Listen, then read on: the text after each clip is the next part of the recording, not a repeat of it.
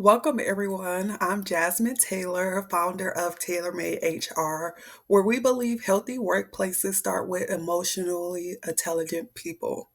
Today's session is called EQ in Action Building Emotionally Intelligent Workplaces. Before we dive in, take a deep breath. This session is all about slowing down, becoming more aware, and learning how to show up with clarity and compassion, even when work gets challenging. Here's what we'll cover today. One is what emotionally intelligence really means and why it matters at work. Two, how to identify your triggers and emotional blind spots. Three, tools to manage your emotions in real time.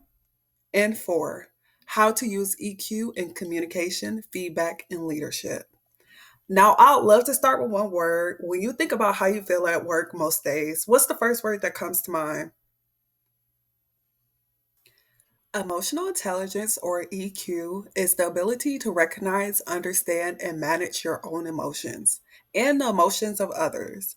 It's not about being overly emotional, it's about being aware and attentional. High EQ means you can handle stress, communicate clearly, and navigate conflict without losing your cool or your compassion. Think of EQ as the soft skill that delivers hard results, better teamwork, stronger retention, and healthier workplace cultures. According to Daniel Goleman, EQ has five core components. One, self awareness, knowing what you feel and why you feel it. Two, self regulation, managing those feelings productively. Three, motivation, staying focused on purpose over ego. Four, empathy, recognizing what others are feeling. Five, social skills, building strong, respectful relationships. Take a moment to rate yourself 1 to 5 on each area. Where are you strongest? Where do you see for growth? Self awareness is the foundation of EQ. Ask yourself, what emotions come up for me most often at work? How does my body react when I'm stressed, ignored, or overwhelmed? Awareness is the first step to regulation. You can't manage what you don't notice. Quick reflection. Write down one emotion you often feel at work and one situation that triggers it.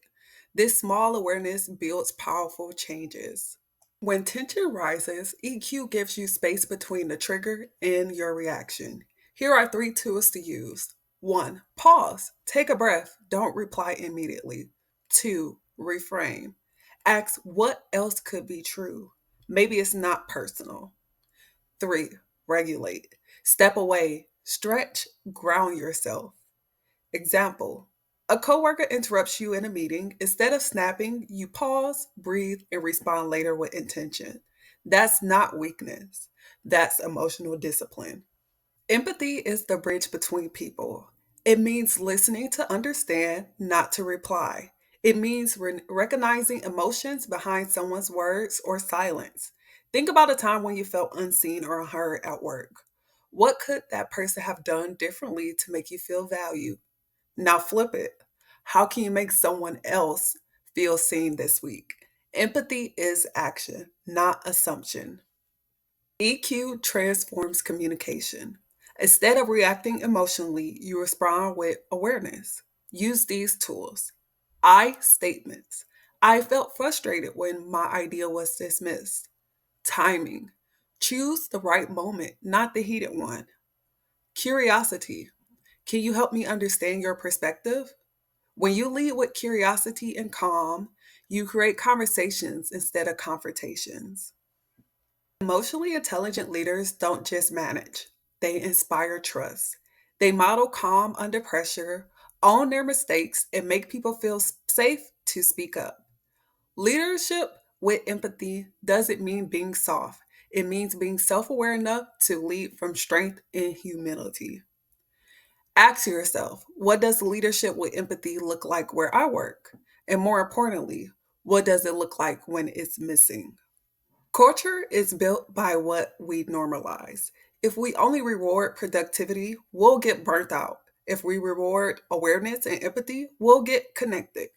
To build an EQ driven culture, we must encourage emotional check ins. make feedback conversations safe, and model vulnerability and accountability at every level. As a group, think, what's one small EQ habit we can bring into our team meeting or workplace routines? Let's make it personal. On your worksheet, write down my top 3 EQ goals. One behavior I'll start practicing today, and one person who can hold me accountable. The best time to start leading with emotional intelligence is the next moment you feel tested. That's your opportunity to practice. EQ isn't mastered overnight, it's built through practice. You can measure your growth through self reflection journaling, feedback from colleagues, tracking your emotional triggers and responses. Try this simple weekly reflection. What emotion led most of my actions this week? Fear, frustration, or empathy? Your answer tells you exactly where to grow next. Let's wrap up with one big takeaway. What stood out to you most from today's session? Remember, emotional intelligence isn't about being perfect, it's about being present. When you lead with awareness, empathy, and purpose, you don't just change how you work, you change how people feel working with you. Thank you for showing up for this conversation and for each other. I'm Jasmine Taylor with TaylorMadeHR, where we help people and workplaces heal, grow, and lead with intention.